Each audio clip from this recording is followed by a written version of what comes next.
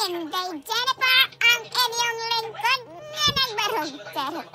Ito po ang pa-order ng person ng Sabada.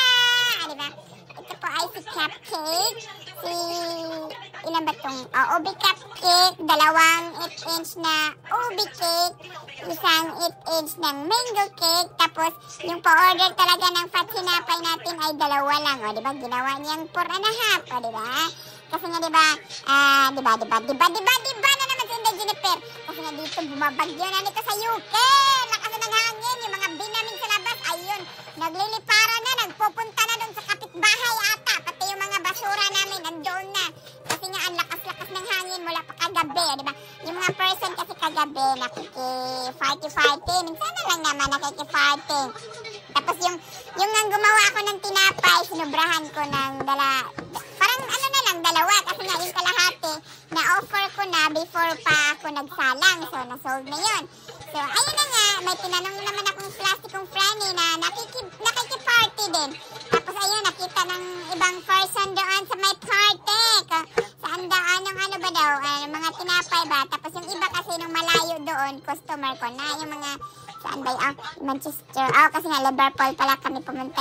May Manchester ba? Yung iba, binitbit ko rin naman kasi yung iba din dito, gaya ng mango cake, doon din na order. Tapos yung si half ubi ensaymada Spanish, doon din banda. Tapos nagtatanong-tanong pa nga sila kung pwede na half. Yung nagawa ko na yung si 2 box ba? Tapos na-i-box ko na rin kung pwede ba yung half. Hindi na nga, kaya ayun, yung doon naman, kung kinuha ng plastic ko ng friend yung isa pang box, kasi 2 box lang ang ginawa na Inday Jennifer. So, isang box na lang. May nagtanong kasi nga, binulaklap nila doon yung in-order nilang tinapay. Tapos ayun, buti na lang yung isang box nga, na ano na, tapos nagtanong pa sila kung meron pa ba, diba, hindi naman pwedeng magtinda, kasi nagtanong na kami yan. So, alam mo na, kailangan naman natin i-ask yan sa organizer kung pwede. Ayaw naman, ang gusto lang naman nila sponsorship. Tapos ayun na nga, sinabihan na ako ng yung mga gustong planong bumibili ba. Sana daw nagbitbit ako. Just, nakakaya naman magbitbit ako ng marami. Sponsorship nga lang ang kailangan nila, di ba? Hindi yung pagtitinda. Baka machismis kasi Inday Jennifer. Ay, Diyos mio Marimar. Ayaw natin ng chismis. Well, sanay naman na ako ng chismis na yan. Wala na yan sa akin. Ay, parang alikabok na lang yan sa akin. Di ba, nabuang na naman siya. Pasensya na kasi nga yung weather kasi dito, nakakabuang din. Tapos, ayan na naman tayo sa paalala ng ating mga customer sa pagbitbit nyo ng pakik nyo. Na wag naman yung pagbitbit nyo na parang nagbitbit kayo ng tinapay. Ay, kasi nga, ang sakit sa dibdig ng tindera. Pag nakikita talaga na cake ang in-order. Tapos, kung paano hawakan yung cake, parang humawak lang talaga ng tinapay. Ang sakit sa dibdig. Paalala po sa ating mga customer. Yung mga cake ba? Kasi nga, kahit pa anong cream yung ginagamit ng mga tindera, pag cake po, dun po sa bottom talaga ang paghawak niyan. Tapos, wag isasandal sa katawan nyo. Talaga, kasi nga, masakit sa dibdib. Pag nakikita talagang paghawak, alam mo na nasandal-sandal na yung cake. So, alam nyo na nasasagi na yung frosting doon. Kasi nga, kahit pa siguro na, for example, na 8-inch yung order, kahit gawin mo pang 11-inch yung cake board. Tapos kung makasandal ang ating customer na akala mo nagbitbit sila ng tinapay, wala talaga. Sira talaga yung frosting ng gano'n. Pero kahit pa naman talagang, paghawak talaga ng cake nyo, pagtanggap nyo, sa bottom lang po talaga. Kasi nga, di ba, yung gaya nga nung senior kong kanino ba yun? Basta nakita ko lang din yun sa Facebook ba, yung care instruction ng cake.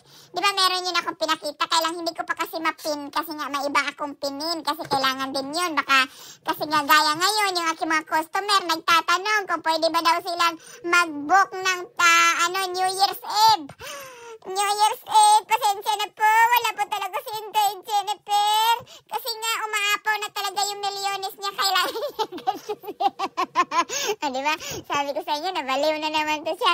Akala talaga ng iba ko customer na may marami siyang milyones na, pero makapal talaga itong mukha daw, Jennifer.